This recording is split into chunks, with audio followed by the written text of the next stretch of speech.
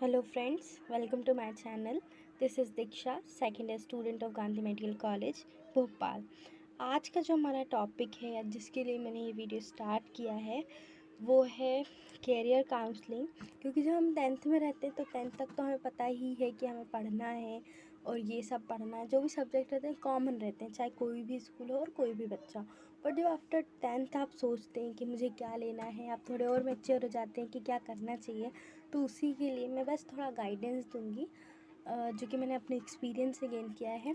Actually क्या है ना, मैं शेयर करूँगी अपना एक्सपीरियंस कि जब मैं टेंथ में थी तो मुझे किसी ने गाइड नहीं किया था। स्कूल में कैरियर काउंसलिंग बहुत ज़्यादा होती थी, तो वो लोग बता ज़रूर देते थे कि बेटा ये है और ये है, और कई बार तो कहा जाता था कि ये सब्जेक्ट बहुत महंगे हैं, तो तुम अगर ले रहे हो तो पहले सोच लो आपको करना क्या है, देन फिर सेलेक्ट करो। और फिर कॉमर्स और आर्ट्स जो है उनको थोड़ा कम नज़रिए से बताया जाता था कि इनमें वही बच्चा अच्छा करियर बना सकते हैं, या फिर मार्क्स के हिसाब से डिफ़ाइन किया जाता था। बट मैंने जब टेंथ में सब 11th में सब्जेक्ट ले लिया, पढ़ा भी अच्छे से, पर मुझे समझ में आया कि हो सकता था शायद कि मैं जो मुझे करना था वो अच्छे से कर सकती थी, है ना। बीएससी के अलावा भी बहुत ऑप्शंस थे मेरे पास जिसमें मैं अच्छे करियर बना सकती थी। सो इस उलझन में आप ना रहें कि बाद में जब आप किसी चीज़ को चुन लें और उसके साथ क्या हो, एडजस्ट ना हो पाए। तो आज मैं बता रही हूँ। वैसे तो हमारे पास बहुत स्ट्रीम्स जो रहती हैं वो है PCM, PCB, arts, commerce, fine arts and home science. तो सबसे बेस्ट इसमें से जो माना जाता है वो पीसीएम और पीसीबी ही है। बाकी आर्ट्स और कॉमर्स में भी आप इतने अच्छे करियर बना सकते हैं जिससे कि आप बहुत अच्छी अर्निंग कर सकें और एक बहुत ही अच्छी लाइफस्टाइल जी सकें। लास्ट वाले जो दो हैं, fine arts and home science, in subjects को क्या किया जाता है, नेगलेक्ट किया जाता है। बट मोस्ट जो बहुत ज़्यादा अच्छे करियर्स हैं जो आजकल ट्रेंडिंग में है, जैसे क्राफ्ट, आर्ट एंड क्राफ्ट, जो कि आजकल बहुत सारे लोग देखते हैं, और आर्ट एंड क्राफ्ट है। होम साइंस में आप होटल मैनेजमेंट का कोर्स कर सकते हैं। तो सबसे पहले अगर आप, क्योंकि मैं एक साइंस की स्टूडेंट हूँ तो साइंस के बारे में आपको बताऊँगी। जो साइंस एक ब्रांच है जिसके अंदर हम फिजिक्स, केमिस्ट्री और बायोलॉजी और मैथ्स पढ़ते हैं। इसकी इस अगर आप ये स्ट्रीम ले लेते हैं या चुनते हैं तो आप क्या कर सकते हैं, अपना एक करियर बना सकते हैं टेक्नोलॉजी और मेडिकल फील्ड में। मेडिकल रिसर्च में जा सकते हैं, साइंस की बहुत सारी जो इन्वेंशंस है वो कर सकते हैं, जिसमें भी आप अपना करियर बनाना चाहें। इसके बहुत सारे रास्ते हैं, और इसका एडवांटेज ये है कि जो पीसीएम वाला है वो, और इसका एडवांटेज ये है कि जो पीसीबी और या फिर पीसीएम वाला बच्चा है वो क्या कर सकता है, आर्ट्स और कॉमर्स के फील्ड में भी अच्छा करियर बना सकता है, और वो कहीं पे भी अपना फ्यूचर बहुत अच्छे से कर सकता है। मतलब उसको ऑप्शंस खुले हैं, वो कॉलेज में अपना सब्जेक्ट चेंज कर सकता है। बट अगर आप आर्ट्स लेते हैं या कॉमर्स लेते हैं तो आप टेक्निकल फील्ड या फिर मेडिकल फील्ड में नहीं जा सकते। इसीलिए जो है आपको 11th या 12th में साइंस लेने पर जोर दिया जाता है, ताकि आपको जो भी करना है, क्योंकि ऑप्शन आपके पास बहुत सारे हैं। अगर आप अच्छा पढ़ रहे हैं, आपका अच्छा स्कोर है, तो आप पीसीएम पीसीबी लें। और अगर आपको साइंस में करियर नहीं भी बनाना है तो कॉलेज में आप सब्जेक्ट चेंज कर सकते हैं, बट सब्जेक्ट चेंज करना नहीं चाहिए। और पीसीएम जो है, पीसीएम के अंदर हम बीटेक कर सकते हैं, बीई कर सकते हैं, बीएससी इन फिजिक्स, केमिस्ट्री और बहुत सारे इलेक्ट्रॉनिक्स हैं, बहुत सारे सब्जेक्ट हैं जिनमें बीएससी कर सकते हैं। बीएससी इन एग्रीकल्चर, मैथ्स और बायो दोनों वाले बच्चे कर सकते हैं। BCA, BSc in computer applications, bachelors in architecture, और पायलट बन सकते हैं आप अगर आपने साइंस लिया है तो। और एनडीए जो एग्ज़ाम होता है ये भी एनटीए ही लेता है, जो नीट वगैरह एग्ज़ाम के एग्ज़ाम्स लेता है। एनडीए जिसे एयरफोर्स में, नेवी में भर्ती होती है। और रेलवेज़, तो आप बहुत सारी फील्ड में क्या कर सकते हैं, जा सकते हैं। रेलवेज़ में भी रेलवे इंजीनियर्स होते हैं, और बहुत सारी फील्ड आपको क्या कहते हैं, ये सारी जो फील्ड है बहुत अच्छी हैं। इसके साथ साथ आप टेक्नोलॉजी और रिसर्च में बहुत अच्छा काम कर सकते हैं। सबसे मतलब मेरा जो एक विचार है कि आप साइंस क्यों लें, इसलिए क्योंकि आप 11th-12th में जब बच्चे आते हैं तो थोड़े बड़े हो जाते हैं, पढ़ाई से दूर हो जाते हैं।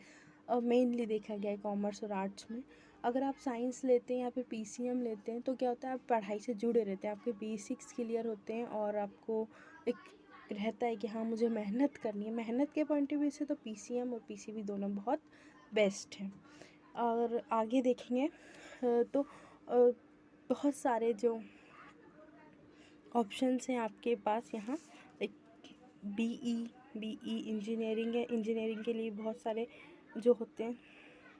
अब देखिए पीसीएम या फिर बायोलॉजी में क्या क्या है, क्योंकि मेरा सब्जेक्ट बायोलॉजी है तो मैंने इसको बहुत सा ब्रीफ में आपको बताने की कोशिश की है।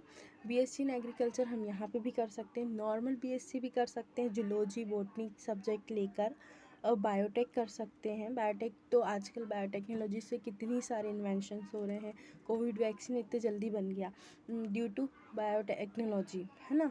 और भी बहुत सारे वैक्सीन्स आ गए हैं। बीएससी इन माइक्रोबायोलॉजी सब्जेक्ट इतना ब्रॉड है कि उसमें आप हर माइक्रोब के बारे में जानेंगे, आपको वैक्सीन्स बनाना है और बहुत अच्छी रिसर्च कर सकते हैं। बीएससी नर्सिंग ये बहुत ही एक अच्छा कोर्स है, चाहे लड़की हो या लड़के हों दोनों के लिए है।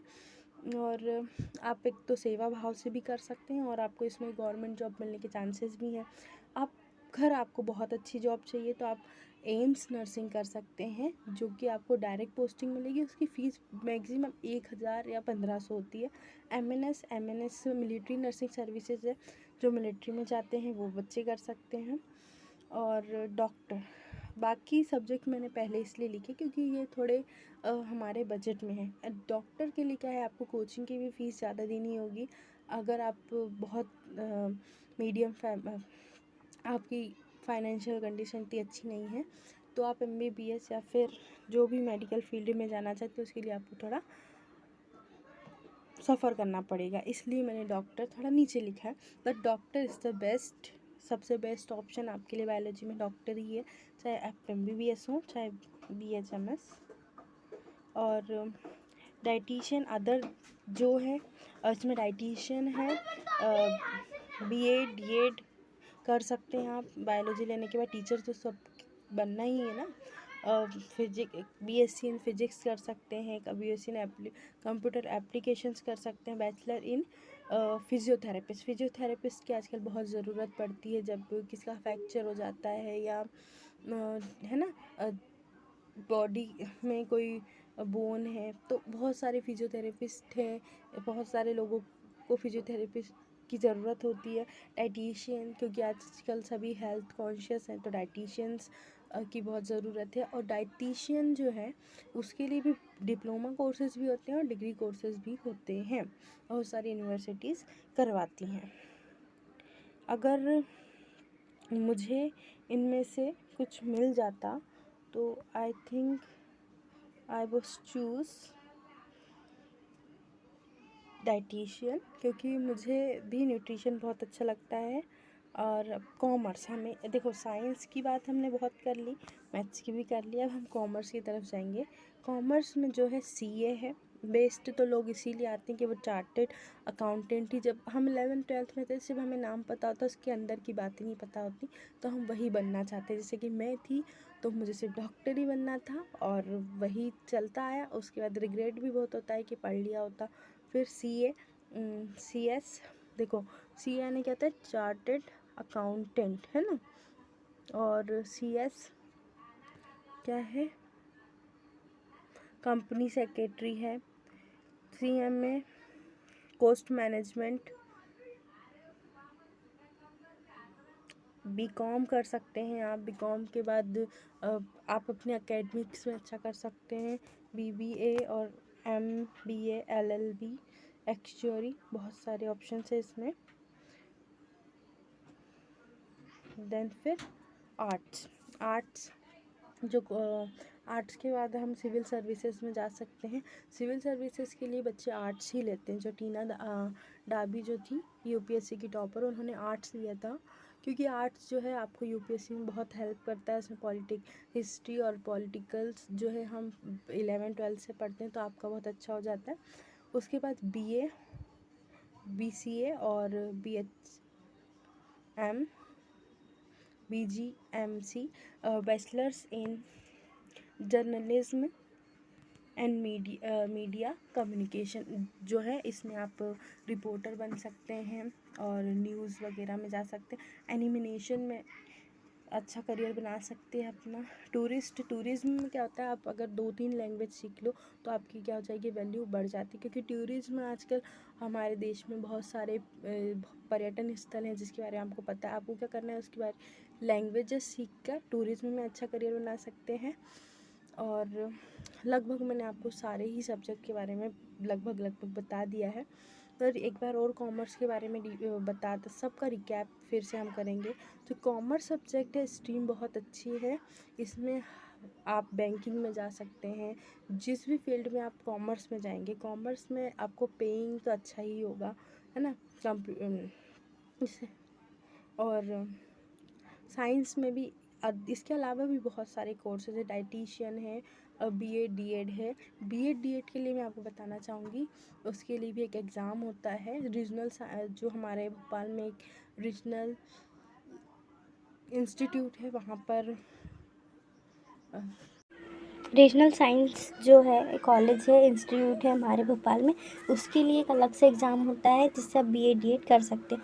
और बहुत सारी चीज़ें हमारी छूट गई थी इसमें, जैसे कि बी फार्मा डी फार्मा, जिसमें डिग्री कोर्सेज भी हैं, डिप्लोमा कोर्सेज है। परफ्यूजनिस्ट, जब ऑपरेशन थिएटर में जाते तो एक परफ्यूजनोलॉजिस्ट होता है जो कि सब कुछ मेंटेन करके रखता है ब्लड में।